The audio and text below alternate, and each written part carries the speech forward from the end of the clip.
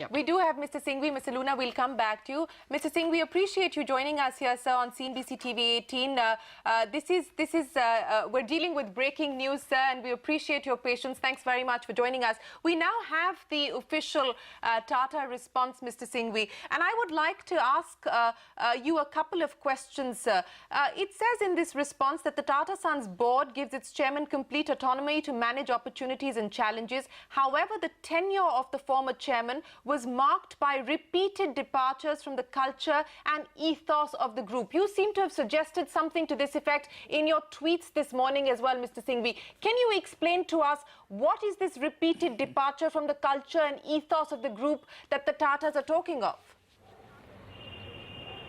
Two or three things. My tweets were only a paraphrasing and a repetition and a summary of what I already spoke on candid camera yesterday on several channels. There's nothing hidden or new about it. Second, I believe that this kind of allegation, counter-allegation process should not go on, because it only leads to the enjoyment of third parties while people watch dirty linen in public. I don't think the Tatas have done it. I think Mr. Ratan Tata has displayed exemplary restraint, dignity and sobriety.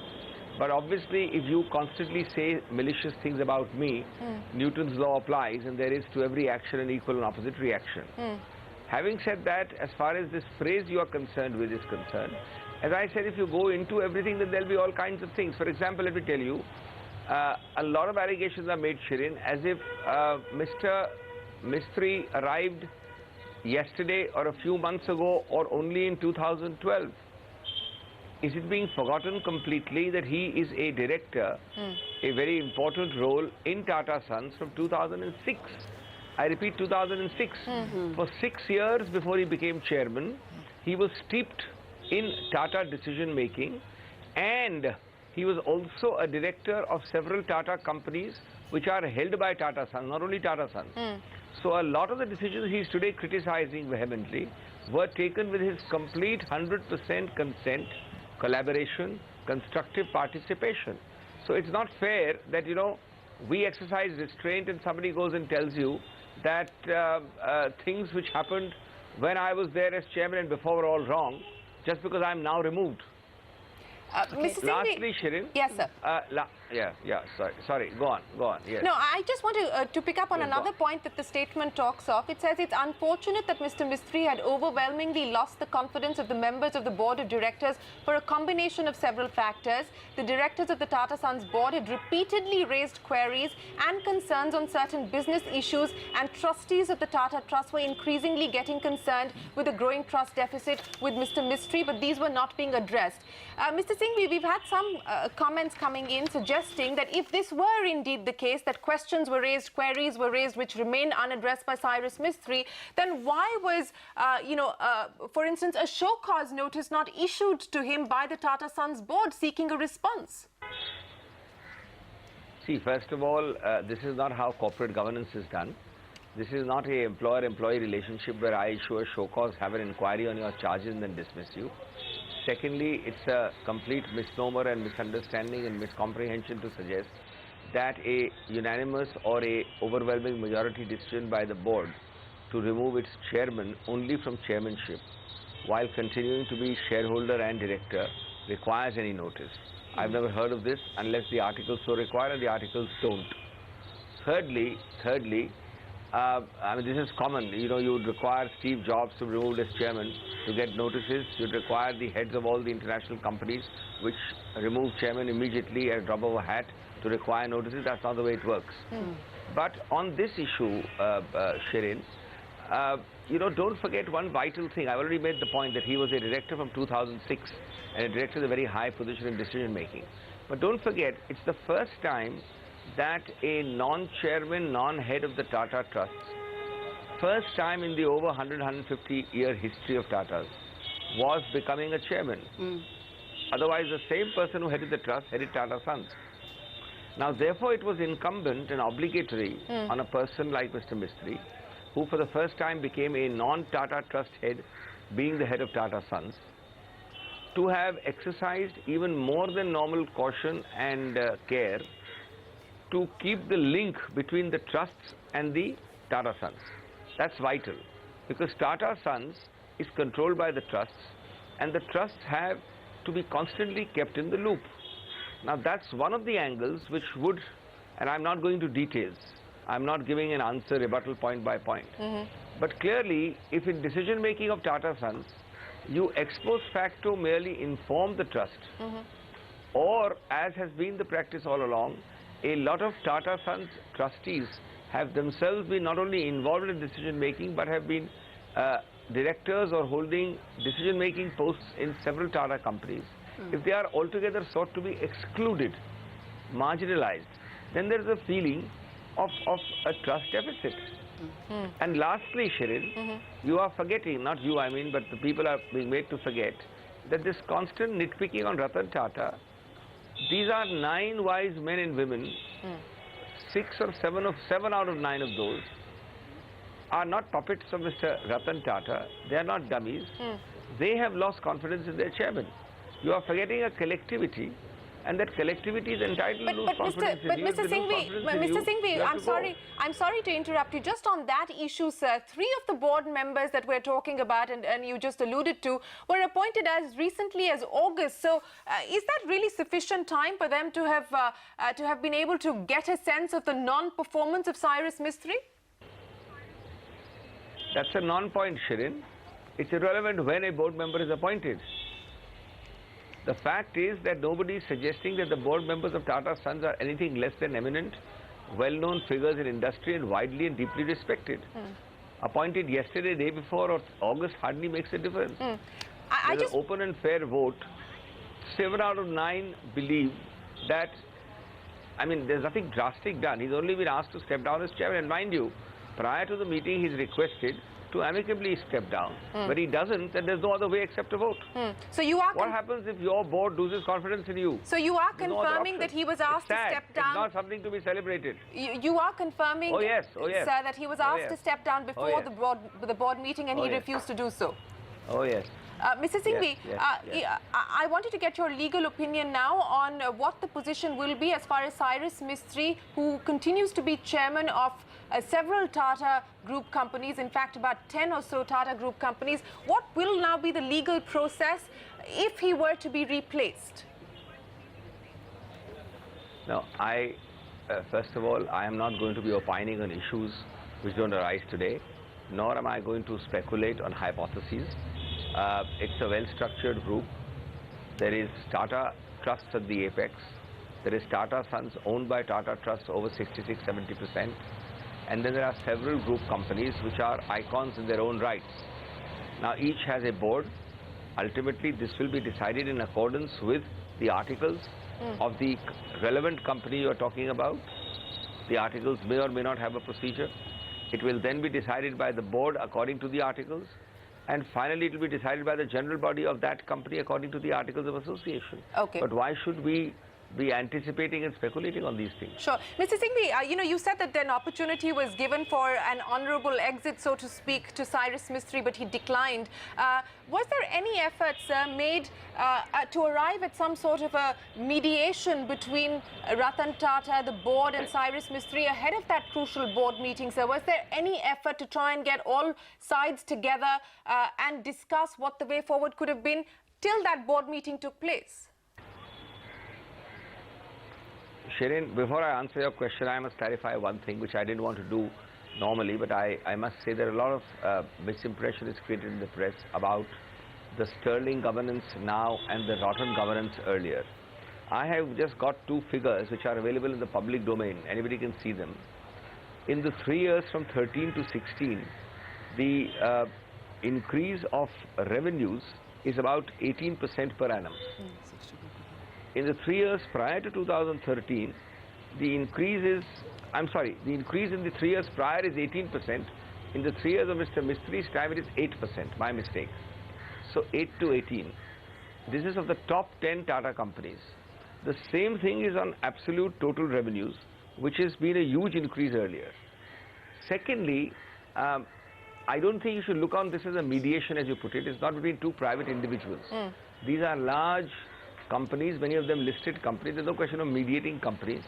And you can't mediate or conciliate loss of confidence. If I lose confidence in you as a collectivity of 7, 8, 10 members, I can't mediate the loss of confidence back into myself about you. But let me tell you, it's a sad context. Nobody is celebrating and triumphantly pointing out fingers.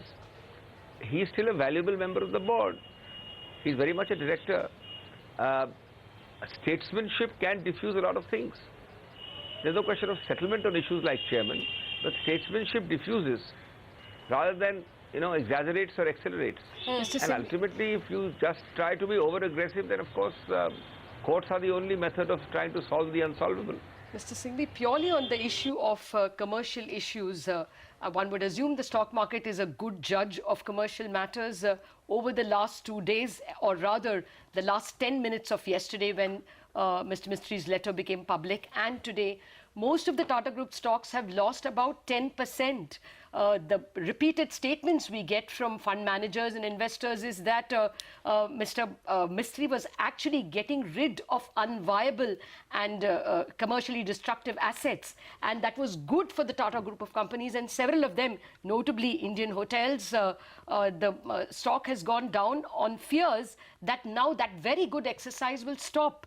During Mr. Mistry's tenure, Indian Hotels price rose from 35 rupees to 115 rupees. Just by way of example, in the last 2 days, it has lost 10%. So there is that counter argument to Mr. Mistry's commercial instincts.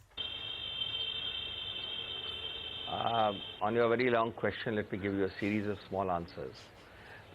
One, I think it's a massive leap of the faith and imagination to believe that stock market movements depict truth. Stock market movements depict immediate reactions, frequently knee-jerk, and we all know what happens to stock markets after the first 1, 2, 3 days. So let's not base our reactions on the stock market. Two, the Tata Group as a whole, the Tata icon and name as a whole, far outlives any individual, any person, any group, and far outlives the vicissitudes of 1, 2, 3 day intra-trading on a stock market. Third, I think to imagine from a stock market movement that people believe that Tata is going to go down because it made bad investments. Let me give you two interesting facts. A lot of the names you took, and I have names about Pierre Hotel in New York, Tata Chemicals, European Steel, Sea Rock, lots of things I can give you details about. Don't forget, these were decisions taken fully collaboratively with Mr. Cyrus Mistry, very much involved in that decision making on the board actively. Are you forgetting that? Right. The very decisions he's criticizing now. Second, do you think the Tata Group was nosediving prior to his taking over as chairman only, and that the nosedive stopped, suspended in these 3 years, and that it's again going to start nosediving? That's the import of the question. Well, I just give you the figures for that reason. The figures of revenue and growth of the company on both those vital two parameters, in one case, the overall group revenues rose by 60%, 60, in the 4 years prior to 2012 when Mr. Mistry took over. And from 2012 to 16, they rose by 3%. What about that? The top 10 Tata icon companies in the group registered a growth rate of 18%, as I said just a moment ago, in the pre-Mistry period, and 8% in the Mistry period. So I don't know what this, to react like this to a stock market would be worse than a knee-jerk, uninformed reaction. Okay, let's not react to stock market reactions, Mr. Singhvi, but let me ask you this, and we know that, both sides are prepared as far as their legal defense is concerned, but would you believe that that should be the last resort, going to court? Well, as a matter of general principle, I always believe that. Courts give imposed decisions. Court decisions are appealed. Court decisions are either wholly unpalatable, at least to one party, or partially unpalatable to both. They don't frequently solve anything.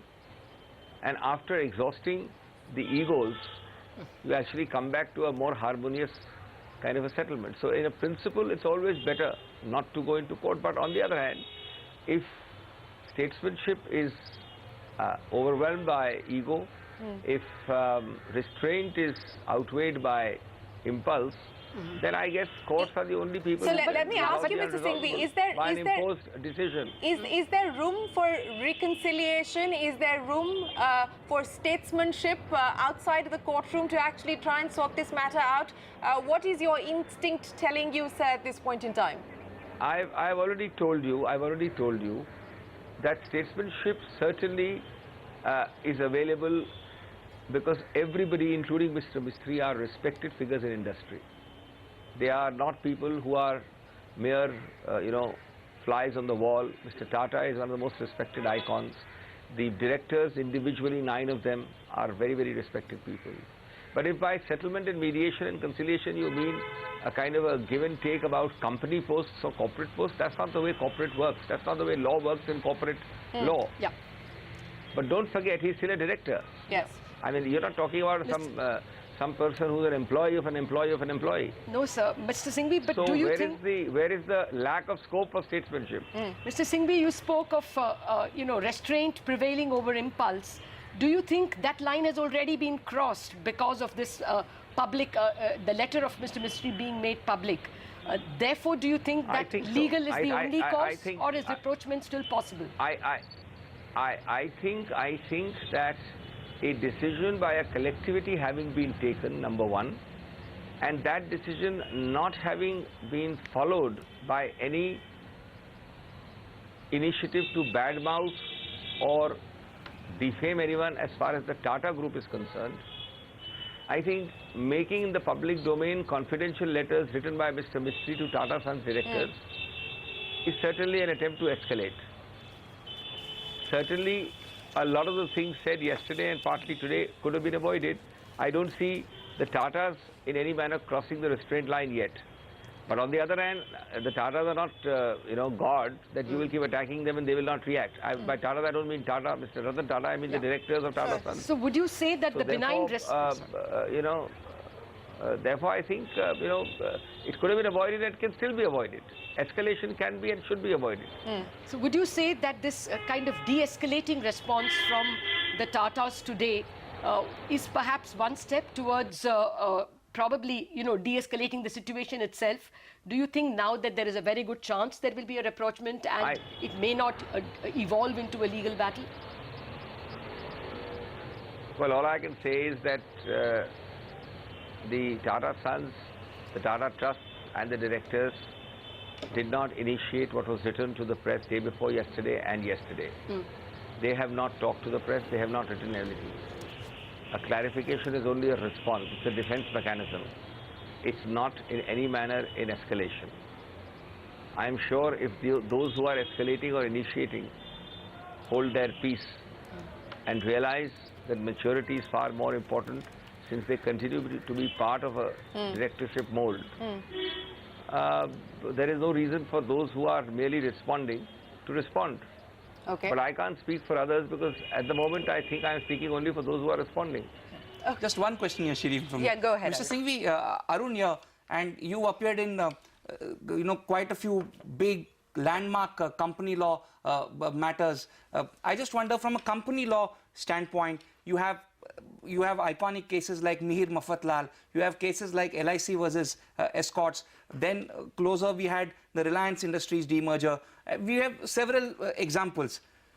Given what the Supreme Court has ruled on the issue of on corporate battles, on corporate democracy, on shareholder rights, on powers of management to remove directors, to what extent do you see the courts entertaining itself the question of a removal of a chairman in the first place, Mr. Singhvi, purely from a principle standpoint? Well, it's a large question, it's an important question, it's a deep question. I don't think we have the time to go into it. Secondly, I am not going to be here revealing legal arguments and strategies. And thirdly, I'm not speaking about this case. But taking your point about the principle of law, I think you're also mixing up diverse things. Mihir Mafatlal, if I recollect, was a 391 to 394 matter. Yeah. Doesn't really much apply. Yeah, so this is not a 391 situation. Yeah, but Escorts is very important. Just let me complete, please. Sure. Escorts is very important because Escorts promulgates the mandate of it gave a very interesting example about majority rule. The paramountcy of corporate law principle, the overriding concept is the rule of the majority. A majority is supposed to be given full latitude to take decisions, to take right decisions, but also to take wrong decisions. The right to take decisions, right or wrong, must vest with the majority unless it crosses the line of perversity. Now, a loss of confidence is not something which is measurable, quantifiable. I can't write a formula for you and make a sheet and give you 3 columns as to why on column 1 on a weightage of 10, 10, 10 I gave you so many marks and therefore lost confidence in Shirin for the following reasons. And I can't give you a show cause giving you that measurable quantification and say now respond to that.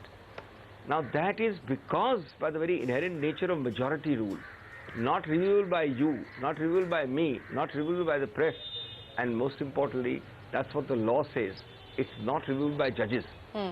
That's what judges say. And that escorts principle exemplifies it. So that is going to be a principle at work even in this case. How it pans out, how it's applied will depend on a particular situation if it goes to court. Right. And I'm sure there is every possibility of it not going to court. You're saying that there is every possibility of it not going to court. In principle, you would hope that that would be the case. But of course, both sides, as we've been pointing out, ready with their legal defense. Mr. Singhvi, we truly appreciate you joining us here on CNBC TV 18 and explaining the legal position and patiently answering all of our questions. Thank you very much for your time. That's Abhishek Manu Singhvi, corporate senior lawyer and counsel to the Tatas. They're responding to the comments that have come in from the Tata group.